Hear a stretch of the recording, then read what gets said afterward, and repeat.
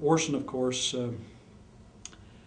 had a few run-ins with Brigham Young on a few doctrinal matters, but there is that great story in the Brigham Young Office Journal about someone in Brigham Young's office sort of tattling on Orson, or at least claiming he had done something wrong. And Brigham said to this individual, you know, if you cut Brother Orson into 1-inch squares, or 1-inch pieces, every piece would cry out, Mormonism is true.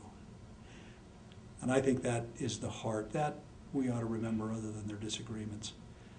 One could argue that Brigham Young thought that maybe because of the tremendous activity of the Pratt brothers, that maybe there was a chance that the spirit of Mormonism might be lost if we analyzed it and wrote about it too much.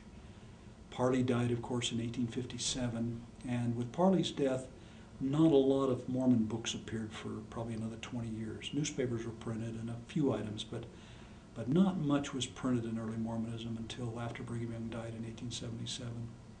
And I've always wondered, and other scholars have wondered, if Brigham didn't worry about if the saints had too many books or just depended on the writings of their leaders, that they wouldn't get the Spirit themselves. They wouldn't study the Scriptures, and they wouldn't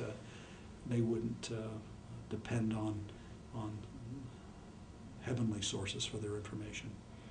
And that's a possible explanation. Of course, Orson kept active until his death in 1881.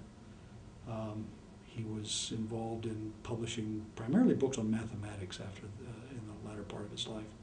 He did write an article on there had been a Scottish mathematician that he may have read when he was mission president there earlier, trying to figure out the floor plan of the Great Pyramid of Giza in Egypt.